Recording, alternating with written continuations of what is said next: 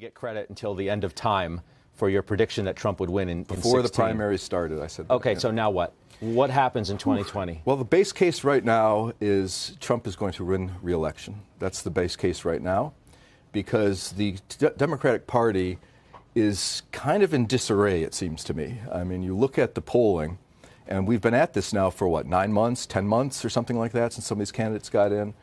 And there isn't a single candidate that has captivated the imagination of the Democratic Party. You've got Joe Biden, who they say is durable because he's not collapsing in terms of his polling, but he's also not going up. If you're really going to be a front runner, you need to show some momentum. And Joe Biden has been basically at the same level since before he announced, really. And he just doesn't seem, it just doesn't seem like it would be enjoyable to watch the decimation of Joe Biden in a one-on-one debate with Donald Trump. I just don't think that he can formulate paragraphs the way he used to, and when you see him in the debates. So I just don't think that he's viable. And then you start going to the socialists, Bernie is also completely flatlined. Bernie's Bernie, you know what you're going to get. I give him a lot of credit for bouncing back from that heart attack. I mean, he came back and he was exactly the same guy 2 weeks after a heart attack. Got to give him credit for that. But there's nothing new there, and he isn't going anywhere in the polls. Elizabeth Warren, once you go from 52 cents to win $1 on Predict It, which is where she was a couple of months ago, to, I didn't look at it today, but I think she was at 14 cents at one moment yesterday. When you go from 52 to 14, you don't recover. It's over. So it's over for her. Then you've got Pete Buttigieg. Pete Buttigieg, when I heard that the mayor of South Bend, Indiana, was running for president, I literally laughed out loud. But then I heard him speak, and he is good. He is a great speaker. He's probably the best on his feet of any politician since Ronald Reagan. He is so good. However, he's so young. I just have a hard time believing you go from mayor of a city of 102,000 people.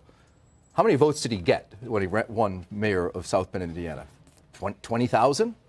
Maybe? 15,000? I mean, it's a big step to go from 15,000 votes to 60 million votes. And I just think he just looks so young. He's 37. He looks like he's in his 20s. You're leaving out, of course, a big name in the newest entry Bloomberg. into the race, Bloomberg. Yeah, he has no chance. I just think there's no chance there. I think that he right out of the gate has a lot of big problems. The first is I don't think mayor of New York City is a great credential for running for the president. New York is a unique place. It's kind of like Kamala Harris. They said, oh, she's senator from California, so that means that she's got a springboard. No, California is different from the rest of the country, and New York City is more like California than the rest of the country. And Bloomberg, with his stop and frisk, that's a problem. That's a really big problem. And with his regressive taxes on the poor for sodas and other manipulative types of behavior manipulation taxes, I don't think that's going to work.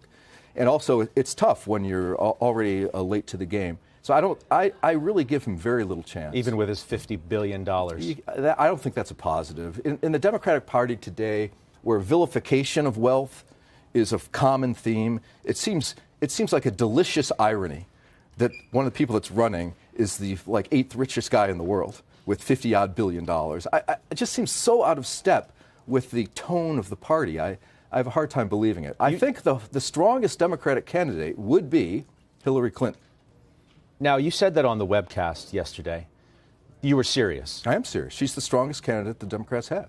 That doesn't mean that she's a great candidate.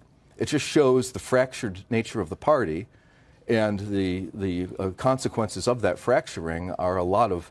It's really 2 or 3 parties. It's very much the Democratic Party here for 2020 is very much like the Republican Party ex-Trump was in 2016. It was a whole bunch of kind of non-impressive candidates that were somehow trying to fit themselves into a mold without a real overarching ideology.